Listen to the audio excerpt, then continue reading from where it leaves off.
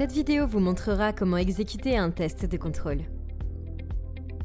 Il ne remplace pas le manuel d'utilisation du BetaCheck C50 et les instructions de la cassette de test, qui doivent être lues attentivement.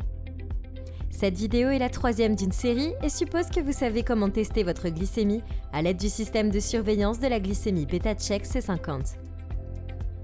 Si ce n'est pas le cas, veuillez vous référer à vos instructions ou regarder la vidéo « Tester votre glycémie ».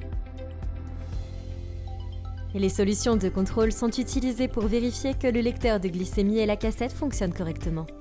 Vous devez exécuter un test de contrôle.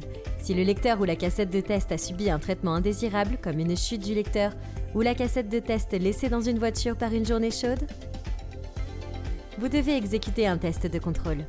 Si vos résultats sont peu probables ou si vous avez des raisons de douter des résultats, veuillez vérifier que vous disposez des composants suivants. Un mouchoir blanc plié, une cassette test BetaCheck C50, lecteur de glycémie BetaCheck C50, solution de contrôle BetaCheck C50 1 et 2. Toujours rouler doucement la solution de contrôle avant utilisation, pour s'assurer qu'elle est uniformément mélangée. Essayez d'éviter de créer des bulles. Ne secouez pas le flacon.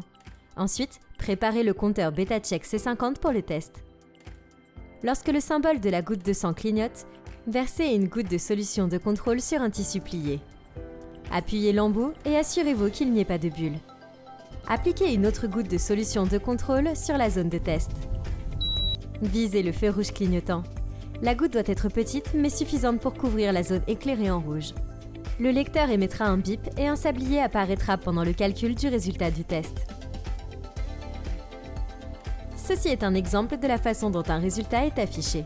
Ce résultat doit maintenant être étiqueté comme un test de contrôle. Pour ce faire, appuyez 5 fois sur le bouton M pour faire défiler jusqu'au symbole de test de contrôle. Lorsque le symbole de test de contrôle s'affiche, appuyez sur le bouton S pour sélectionner. Le contrôle 1 s'affichera. Si la solution de contrôle 1 a été utilisée, appuyez sur S pour sélectionner. Le lecteur vérifiera le résultat et affichera OK ou E12. Si la solution de contrôle 2 a été utilisée, appuyez sur M pour passer au contrôle 2. Appuyez ensuite sur S pour sélectionner. Le test utilisé doit maintenant être déplacé vers la chambre à déchets. Tournez la molette jusqu'à ce que l'écran affiche OK. Puis, fermez le couvercle du capteur. Répétez la procédure de test en utilisant le contrôle 2. Les résultats de la solution de contrôle peuvent également être vérifiés à l'aide d'un tableau imprimé sur l'étiquette du conteneur de la cassette. Un résultat est acceptable s'il se situe dans la plage applicable. Une plage est affichée pour le contrôle 1.